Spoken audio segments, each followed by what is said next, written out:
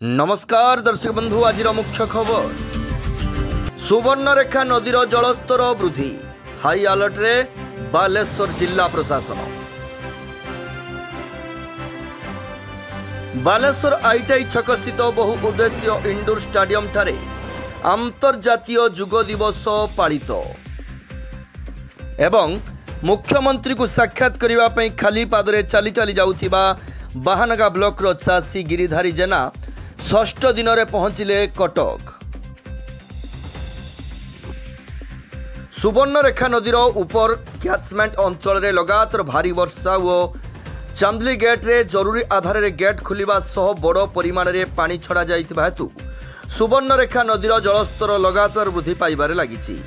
एही परिस्थिति को दृष्टि रखी बालेश्वर जिलार जलेश्वर बाल्यापाल बस्ता भोगराई ब्लॉक रे बन्या सदृश परिस्थिति सृष्टि हेबार संभावना थिबारु जिलापाल वर्तमान स्थिति विषय आलोचना पाई गतकाली एक आपातकालीन वीडियो कॉन्फ्रेंसिंग माध्यम रे बैठक आह्वान करथिले। एही बैठक रे उल्लेखित ब्लॉक रो वीडियो तहसीलदार विभिन्न लाइन विभाग अधिकारी माने अंशग्रहण करथिले। समस्त को 24 घंटा अलर्ट रहिबा एवं क्षेत्र अधिकारी मानकु सजग रहिबा को कहिबा सहित स्वयं व्यक्तिगत भाव संवेदनशील अंचल को जाई स्थितिर मूल्यांकन करने को निर्देश दिया जाइछि। निम्न भूमि और बन्या प्रवण अंचल लोक मैंने सतर्क रहिबाकु एवं परिस्थिति अधिक खराब हेले निकटस्थ बात्या आश्रयस्थल को स्थानांतरित करने प्रस्तुत रहिबाकु स्थानीय प्रशासन पक्षरु निर्देश दिया जाइछि।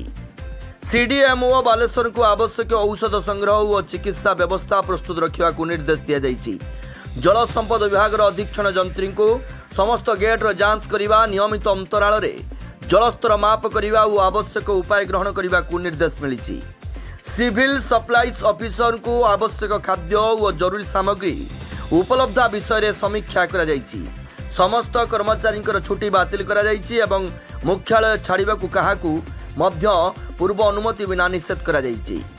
जिला प्रशासन साधारण जनता को अनुरोध करुछि जे सेमाने शांत और सचेतन रुहंतु एवं केवल सरकारी माध्यम रे जारी करायाउतुवा निर्देशनामा अनुसरण करंतु। जिला आपातकालीन नियंत्रण कक्ष चालू रहिछि एवं समस्त विभाग समन्वित भाव कार्य करने प्रस्तुत अछंती।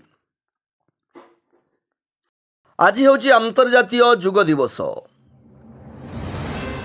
आज बालेश्वर आईटीआई छक स्थित बहु उद्देश्य इंडोर स्टाडियम ठारे अंतर्जातीय जुग दिवस पालित हो जाइछि।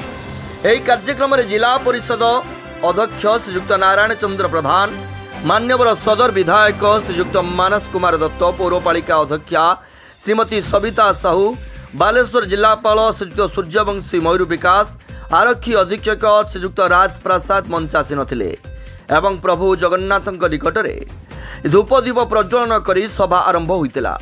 बरेण्य अतिथिगण एक पृथ्वी एक स्वास्थ्य वार्ता देई मनुष्य समाज पर योगर आवश्यकता उपरे गुरुत्व आरोप करथिले। नियमित व्यायाम द्वारा सुस्थ एवं निरोग रहिबार एक प्रमुख भूमिका संपर्क में विशद आलोकपात करथिले। यही कार्यक्रम में जिला स्तरीय विभिन्न विभागीय पदाधिकारी छात्र छात्री क्रीड़ाविद प्रमुख जोग देइथिले। मुख्यमंत्री को साक्षात करने खाली पादरे चली चली जाउथिबा बाहानगा ब्लॉक रो चाषी गिरिधारी जेना षष्ठ दिन में पहुंचिले कटक। बालेश्वर जिला बाहानगा ब्लॉक बरीपदा पंचायत खेरंग ग्रामर गिरिधारी जेना उर्फ गौतम नामक जड़े चाषी निजर अभियोग धरी सोमवार दिन चली चली मुख्यमंत्री को भेटापी बाहरी थे। से निज ग्राम सहित आखपाख ग्राम में दिन मजुरिया भाव काम करती। या सहित से भाग चाष करती। सरकार 3100 टंकार धान किणुवा बेले से 1400 टंकार धान बिक्री करिसंती।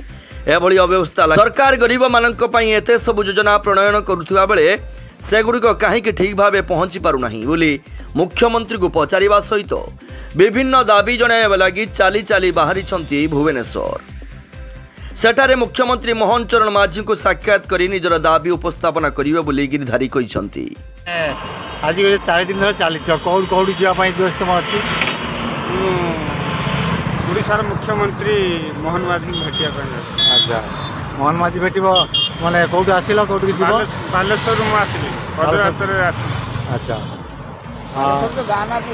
बरीपदा बालेश्वर जिलार बाहानगा ब्लॉक बरीपदा पंचायत। କେଉଁ ଉଦ୍ଦେଶ୍ୟ ନେଇ ଯାଉଛ? ଉଦ୍ଦେଶ୍ୟ ଆଜ୍ଞା ଯଦି ମାନବ ଗୋଟେ ସମ୍ବଳ ଭିତରେ ଯାଏ, ମାନବ ଜାତି ତ ଗରିବ ଜାତି ଗୋଟେ ଅଛି, ସେଇଟା କ'ଣ ସମ୍ବଳ ନୁହେଁ? ଏଇଟା ସରକାରଙ୍କର ସମ୍ଭାଳିବାର ଉଦ୍ଦେଶ୍ୟ ନାହିଁ।